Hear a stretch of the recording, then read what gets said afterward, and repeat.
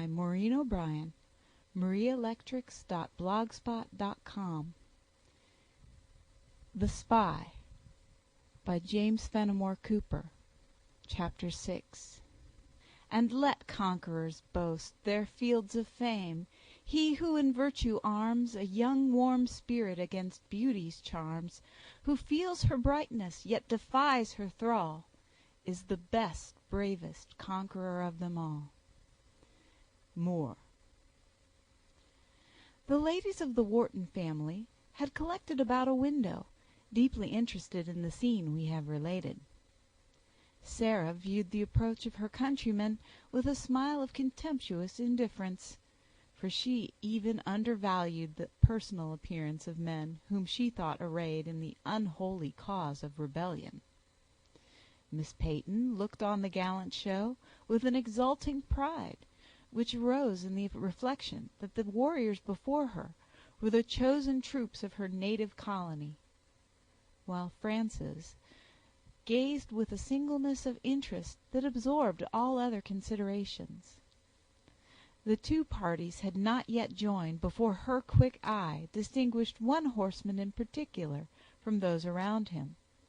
To her it appeared that even the steed of this youthful soldier seemed to be conscious that he sustained the weight of no common man. His hoofs but lightly touched the earth, and his airy tread was the curbed motion of a blooded charger. The dragoon sat in the saddle with a firmness and ease that showed him the master of himself and horse, his figure uniting the just proportions of strength and activity, being tall, round, and muscular. To this officer Lawton made his report, and side by side they rode into the field opposite to the cottage. The heart of Francis beat with a pulsation nearly stifling as he paused for a moment and took a survey of the building, with an eye whose dark and sparkling glance could be seen, notwithstanding the distance. Her color changed, and for an instant, as she saw the youth throw himself from the saddle, she was compelled to seek relief for her trembling limbs in a chair. The officer gave a few hasty orders to his second-in-command, walked rapidly into the lawn, and approached the cottage. Frances rose from her seat and vanished from the apartment. The dragoon ascended the steps of the piazza, and had barely time to touch the outer door when it opened to his admission. The youth of Frances, when she left the city, had prevented her sacrificing, in conformity to the customs of that day, all her native beauties on the altar of fashion. Her hair, which was of a golden richness of color, was left untortured to fall in the natural ringlets of infancy, and it shaded a face which was glowing with the united charms of health, youth, and artlessness. Her eyes spoke volumes, but her tongue was silent. Her hands were interlocked before her, and, aided by her taper form, bending forward in an attitude of expectation, gave a loveliness and an interest to her appearance that for a moment chained her lover in silence to the spot. Frances silently led the way into a vacant parlor opposite to the one in which the family were assembled, and turning to the soldier frankly, placing both her hands in his own, exclaimed, "Ah, Dunwoodie, how happy on many accounts I am to see you! I have brought you in here to prepare you to meet an unexpected friend in the opposite room." "To whatever cause it may be owing," cried the youth, pressing her hands to his lips, "I, too, am happy in being able to see you alone. Frances, the probation you have decreed is cruel. War and distance may separate us forever. We must submit to the necessity which governs us. But it is not love speeches I would hear now. I have other and more important matter for your attention." "What can be of more importance than to make you mine by a tie that will be indissoluble?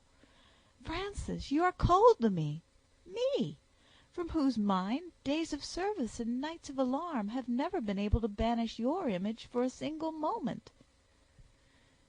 dear Dunwoodie," said Frances, softening nearly to tears, and again extending her hand to him, as the richness of her color gradually returned, "you know my sentiments. This war once ended, and you may take that hand forever. But I can never consent to tie myself to you by any closer union than already exists, so long as you are arrayed in arms against my only brother. Even now, that brother is awaiting your decision to restore him to liberty, or to conduct him to a probable death." "Your brother!" cried Dunwoodie, starting and turning pale. "Your brother! Explain yourself. What dreadful warning is concealed in your words?" "Has not Captain Lawton told you of the arrest of Henry by himself this very morning?" continued Frances, in a voice barely audible, and fixing on her lover a look of the deepest concern. "He told me of arresting a captain of the 60th in disguise, but without mentioning where or whom," replied the Major, in a similar tone; and dropping his head between his hands, he endeavored to conceal his feelings from his companion. "Dunwoodie! Dunwoodie!" exclaimed Frances, losing all her former confidence in the most fearful apprehensions. "What means this agitation?" As the Major slowly raised his face, in which was pictured the most expressive concern, she continued, "Surely, surely you will not betray your friend, my brother, your brother, to an ignominious death?" "Frances!" exclaimed the young man in agony, "what can I do?" "Do?" she repeated, gazing at him wildly. "Would Major Dunwoodie yield his friend to his enemies, the brother of his betrothed wife? Oh, speak not so unkindly to me, dearest Miss Wharton. My own Frances, I would this moment die for you, for Henry; but I cannot forget my duty, cannot forfeit my honor. You yourself would be the first to despise me if I did."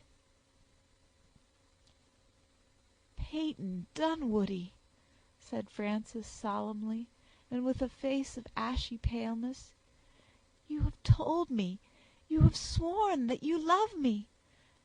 "I do," interrupted the soldier, with fervor; but motioning for silence, she continued, in a voice that trembled with her fears, "Do you think I can throw myself into the arms of a man whose hands are stained with the blood of my only brother? Frances, you wring my very heart."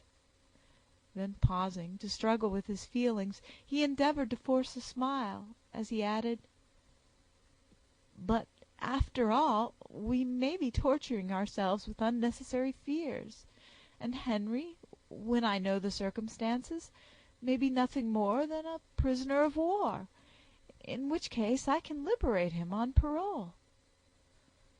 There is no more delusive passion than hope, and it seems to be the happy privilege of youth to call all the pleasures that can be gathered from its indulgence. It is when we are most worthy of confidence ourselves that we are least apt to distrust others, and what we think ought to be, we are prone to think will be. The half-formed expectations of the young soldier were communicated to the desponding sister more by the eye than the voice, and the blood rushed again to her cheek as she cried, "Oh, there can be no just grounds to doubt it! I knew, Dunwoodie, you would never desert us in the hour of our greatest need." The violence of her feelings prevailed, and the agitated girl found relief in a flood of tears. The office of consoling those we love is one of the dearest prerogatives of affection, and Major Dunwoodie, though but little encouraged by his own momentary suggestion of relief, could not undeceive the lovely girl who leaned on his shoulder as he wiped the traces of her feeling from her face, with a trembling but reviving confidence in the safety of her brother and the protection of her lover.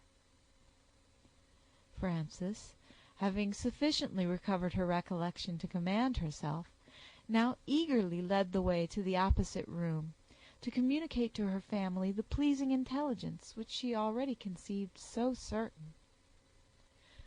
Dunwoodie followed her reluctantly, and with forebodings of the result; but a few moments brought him into the presence of his relatives, and he summoned all his resolution to meet the trial with firmness. The salutations of the young men were cordial and frank, and on the part of Henry Wharton as collected as if nothing had occurred to disturb his self-possession. The abhorrence of being in any manner auxiliary to the arrest of his friend, the danger to the life of Captain Wharton, and the heart-breaking declarations of Frances, had, however, created an uneasiness in the bosom of Major Dunwoodie which all his efforts could not conceal. His reception by the rest of the family was kind and sincere, both from old regard and a remembrance of former obligations, heightened by the anticipations they could not fail to read in the expressive eyes of the blushing girl by his side. After exchanging greetings with every member of the family, Major Dunwoodie beckoned to the sentinel, whom the wary prudence of Captain Lawton had left in charge of the prisoner, to leave the room. Turning to Captain Wharton, he inquired mildly, "Tell me, Henry, the circumstances of this disguise in which Captain Lawton reports you to have been found. And remember, Captain Wharton, your answers are entirely voluntary."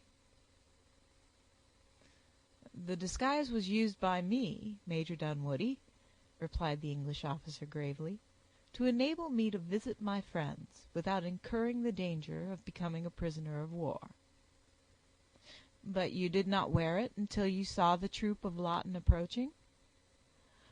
"Oh, no!" interrupted Frances eagerly, forgetting all the circumstances in her anxiety for her brother. "Sarah and myself placed them on him when the dragoons appeared, and it was our awkwardness that has led to the discovery." The countenance of Dunwoodie brightened, as, turning his eyes in fondness on the speaker, he listened to her explanation. "Probably some articles of your own," he continued, "which were at hand, and were used on the spur of the moment." "No," said Wharton with dignity. "The clothes were worn by me from the city. They were procured for the purpose to which they were applied, and I intended to use them in my return this very day." The appalled Frances shrank back from between her brother and lover, where her ardent feelings had carried her, as the whole truth glanced over her mind, and she sank into a seat, gazing wildly on the young men. "But the pickets? The party at the Plains?" added Dunwoodie, turning pale. "I passed them, too, in disguise. I made use of this pass, for which I paid, and as it bears the name of Washington, I presume it is forged." Dunwoodie caught the paper from his hand eagerly, and stood gazing on the signature for some time in silence, during which the soldier gradually prevailed over the man, when he turned to the prisoner with a searching look, as he asked, "Captain Wharton, whence did you procure this paper?" "That is a question, I conceive, Major Dunwoodie has no right to ask." "Your pardon, sir. My feelings may have led me into an impropriety." Mr. Wharton, who had been a deeply interested auditor, now so far conquered his feelings as to say, "Surely, Major Dunwoodie, the paper cannot be material. Such artifices are used daily in war." "This name is no counterfeit," said the dragoon, studying the characters and speaking in a low voice. "Is treason yet among us undiscovered? The confidence of Washington has been abused, for the fictitious name is in a different hand from the pass. Captain Wharton, my duty will not suffer me to grant you a parole. You must accompany me to the Highlands." "I did not expect otherwise, Major Dunwoodie." Dunwoodie turned slowly towards the sisters, when the figure of Frances once more arrested his gaze. She had risen from her seat, and stood again with her hands clasped before him in an attitude of petition. Feeling himself unable to contend longer with his feelings, he made a hurried excuse for a temporary absence, and left the room. Frances followed him, and, obedient to the direction of her eye, the soldier re-entered the apartment in which had been their first interview. "Major Dunwoodie," said Frances, in a voice barely audible, as she beckoned to him to be seated. Her cheek, which had been of a chilling whiteness, was flushed with a suffusion that crimsoned her whole countenance. She struggled with herself for a moment, and continued, "I have already acknowledged to you my esteem. Even now, when you most painfully distress me, I wish not to conceal it. Believe me, Henry is innocent of everything but imprudence. Our country can sustain no wrong." Again she paused, and almost gasped for breath. Her color changed rapidly from red to white, until the blood rushed into her face, covering her features with the brightest vermilion, and she added hastily, in an undertone, "I have promised Dunwoodie, when peace shall be restored to our country, to become your wife. Give to my brother his liberty on parole, and I will this day go with you to the altar, follow you to the camp, and in becoming a soldier's bride, learn to endure a soldier's privations." Dunwoodie seized the hand which the blushing girl, in her ardor, had extended toward him, and pressed it for a moment to his bosom. Then, rising from his seat, he paced the room in excessive agitation. "Frances, say no more, I conjure you, unless you wish to break my heart." "You then reject my offered hand?" she said, rising with dignity, though her pale cheek and quivering lip plainly showed the conflicting passions within. "Reject it?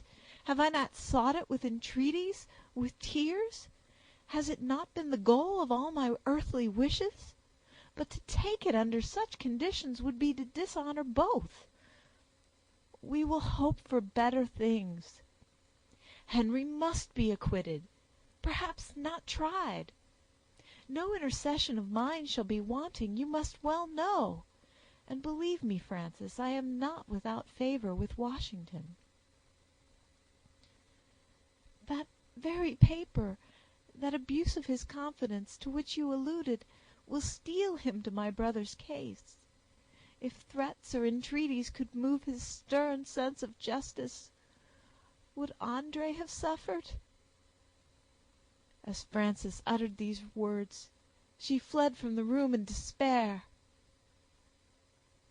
Dunwoodie remained for a minute nearly stupefied, and then he followed with a view to vindicate himself and to relieve her apprehensions. On entering the hall that divided the two parlors, he was met by a small ragged boy, who looked one moment at his dress, and, placing a piece of paper in his hands, immediately vanished through the outer door of the building.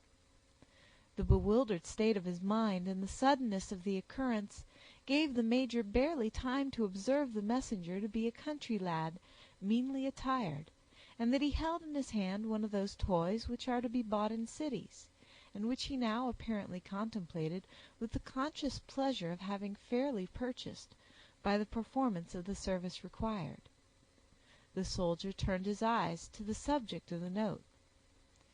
It was written on a piece of torn and soiled paper, and in a hand barely legible, but after some little labor he was able to make out as follows: "The Wrigglers are at hand, horse and foot." Footnote: There died a few years since, in Bedford, Westchester, a yeoman named Elisha H. This person was employed by Washington as one of his most confidential spies. By the conditions of their bargain, H. was never required to deal with third parties, since his risks were too imminent. He was allowed to enter also into the service of Sir Henry Clinton, and so much confidence had Washington in his love of country and discretion, that he was often entrusted with the minor military movements, in order that he might enhance his value with the English general by communicating them. In this manner H had continued to serve for a long period, when chance brought him into the city, then held by the British, at a moment when an expedition was about to quit it to go against a small post established at Bedford, his native village, where the Americans had a depot of provisions. H easily ascertained the force and destination of the detachment ordered on this service, but he was at a loss in what manner to communicate his information to the officer in command at Bedford, without betraying his own true character to a third person. There was not time to reach Washington, and under the circumstances he finally resolved to hazard a short note to the American commandant, stating the danger and naming the time when the attack might be expected. To this note he even ventured to affix his own initials, E.H., though he had disguised the hand, under a belief that as he knew himself to be suspected by his countrymen, it might serve to give more weight to his warning. His family being at Bedford, the note was transmitted with facility and arrived in good season, H himself remaining in New York. The American commandant did what every sensible officer in a similar case would have done. He sent a courier with the note to Washington, demanding orders, while he prepared his little party to make the best defense in his power. The headquarters of the American army were, at that time, in the Highlands. Fortunately, the express met Washington on a tour of observation near their entrance. The note was given to him, and he read it in the saddle, adding in pencil, "Believe all that E.H. tells you. George Washington." He returned it to the courier with an injunction to ride for life or death. The courier reached Bedford after the British had made their attack. The commandant read the reply, and put it in his pocket. The Americans were defeated, and their leader killed. The note of H, with the line written on it by Washington, was found on his person. The following day H was summoned to the presence of Sir Henry Clinton. After the latter had put several general questions, he suddenly gave the note to the spy and asked if he knew the handwriting, and demanded who the E.H. was. "It is Elijah Haddon, the spy you hanged yesterday at Powell's Hook." The readiness of this answer, connected with the fact that a spy having the same initials had been executed the day before, and the coolness of H, saved him. Sir Henry Clinton allowed him to quit his presence, and he never saw him afterwards. Dunwoody started, and forgetting everything but the duties of a soldier, he precipitately left the house.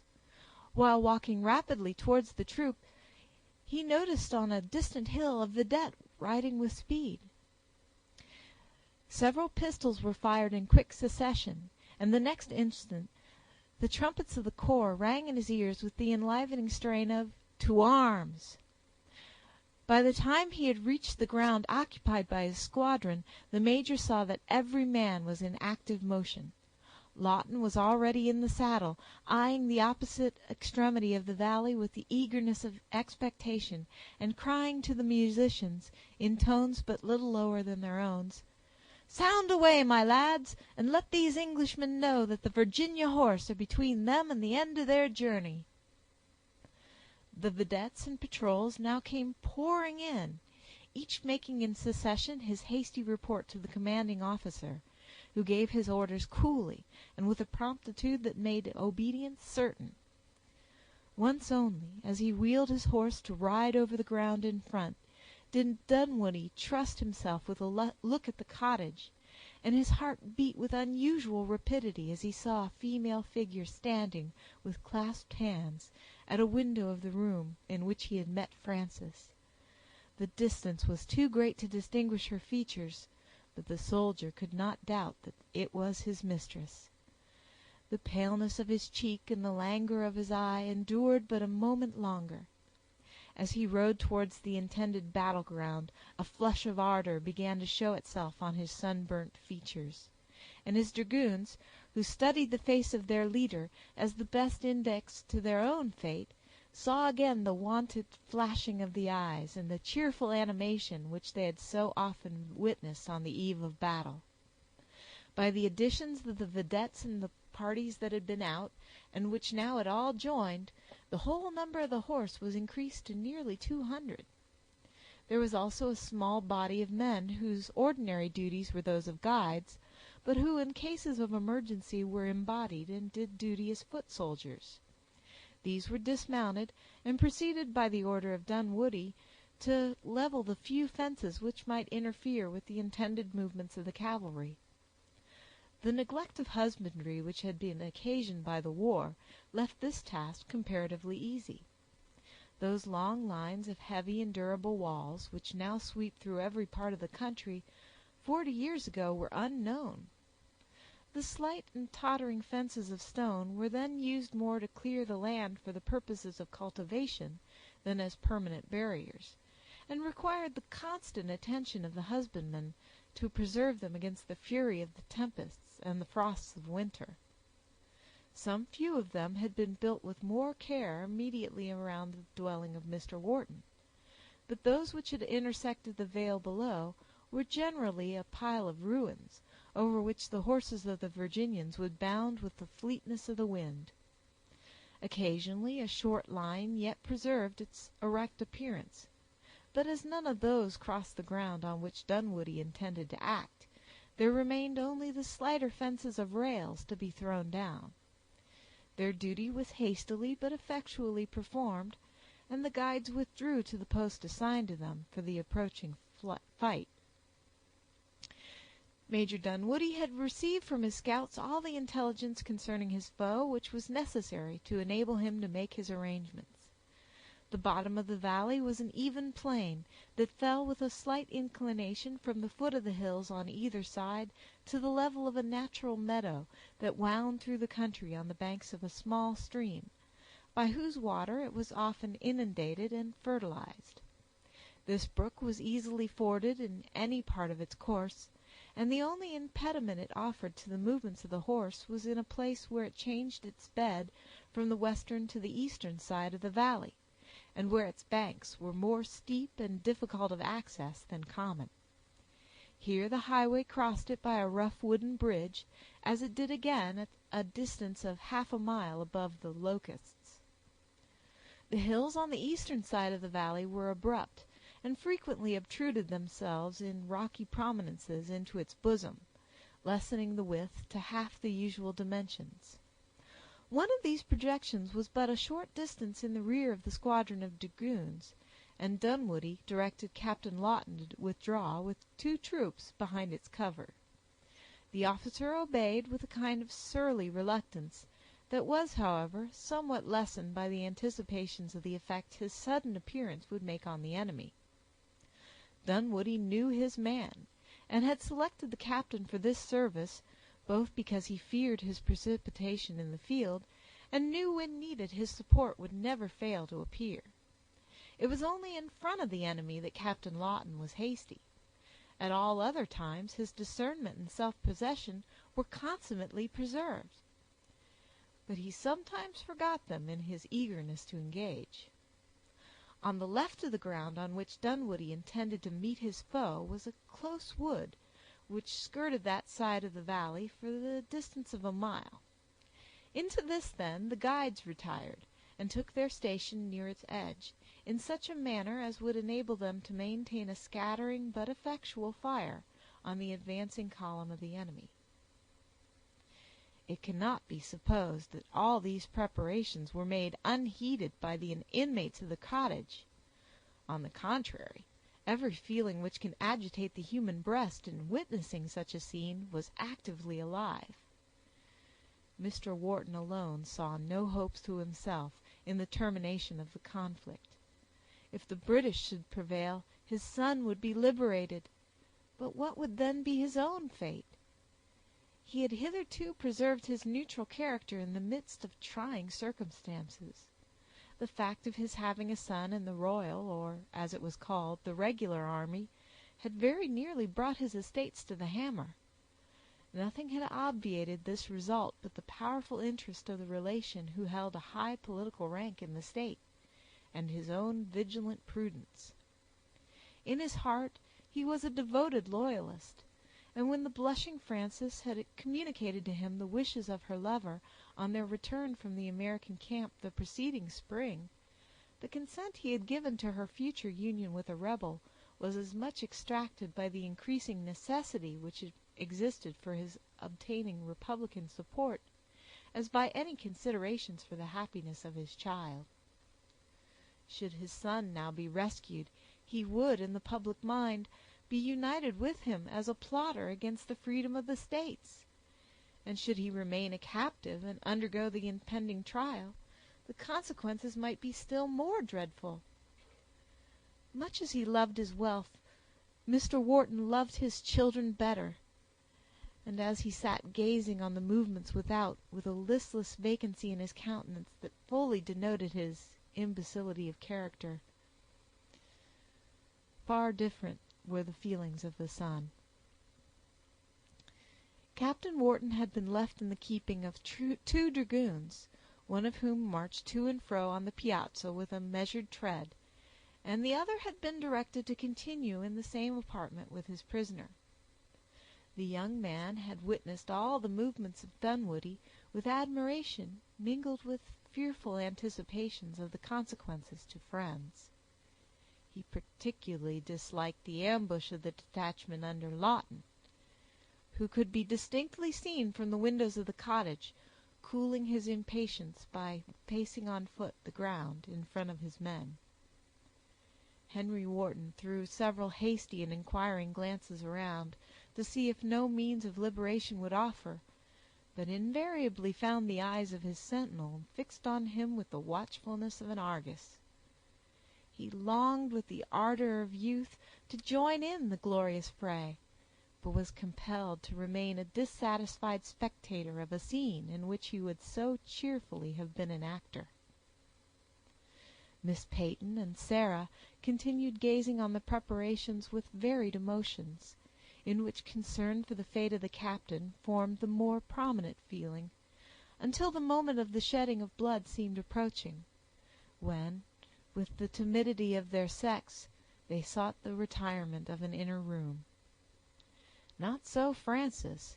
She returned to the apartment where she had left Dunwoodie, and from one of its windows had been a deeply interested spectator of all his movements. The wheeling of the troops, the deadly preparations, had all been unnoticed. She saw her lover only, and with mingled emotions of admiration and dread that nearly chilled her. At one moment the blood rushed to her heart as she saw the young warrior riding through his ranks, giving life and courage to all whom he addressed, and the next it curdled with the thought that the very gallantry she so much valued might prove the means of placing the grave between her and the object of her regard. Frances gazed until she could look no longer. In a field on the left of the cottage, and at a short distance in the rear of the troops, was a small group whose occupation seemed to differ from that of all around them. They were in number only 3, being 2 men and a mulatto boy. The principal personage of this party was a man whose leanness made his really tall stature appear excessive.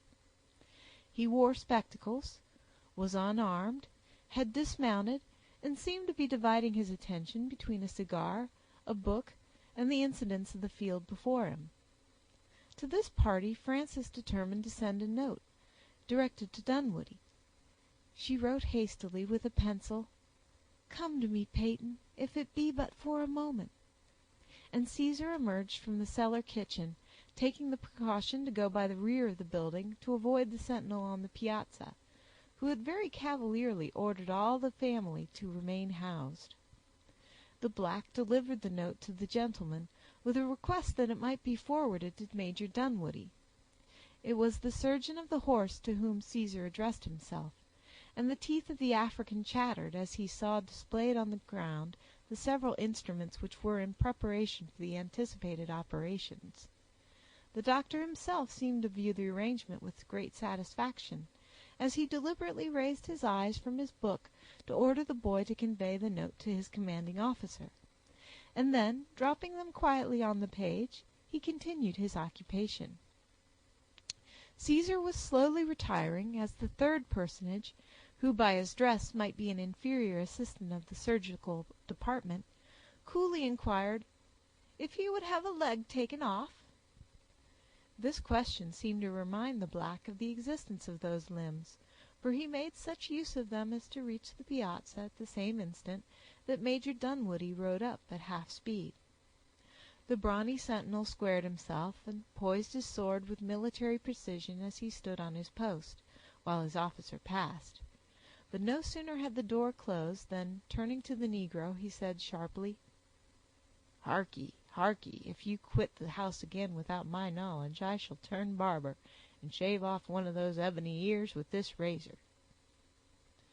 Thus assailed in another court member, Caesar hastily retreated into his kitchen, muttering something in which the words "Skinner" and "rebel rascal" formed a principal part of speech. "Major Dunwoodie," said Frances to her lover as he entered, "I may have done you injustice, if I have appeared harsh." The emotions of the agitated girl prevailed, and she burst into tears. "Frances," cried the soldier with warmth, "you are never harsh, never unjust, but when you doubt my love." "Ah, Dunwoodie," added the sobbing girl, "you are about to risk your life in battle. Remember that there is one heart whose happiness is built on your safety. Brave I know you are. Be prudent." "For your sake?" inquired the delighted youth. "For my sake," replied Frances, in a voice barely audible, and dropping on his bosom. Dunwoodie folded her to his heart, and was about to speak, as a trumpet sounded in the southern end of the vale. Imprinting one long kiss of affection on her unresisting lips, the soldier tore himself from his mistress and hastened to the scene of strife. Frances threw herself on a sofa, buried her head under its cushion, and with her shawl drawn over her face to exclude as much of sound as possible, continued there until the shouts of the combatants, the rattling of the firearms, and the thundering tread of the horses had ceased. Chapter 6.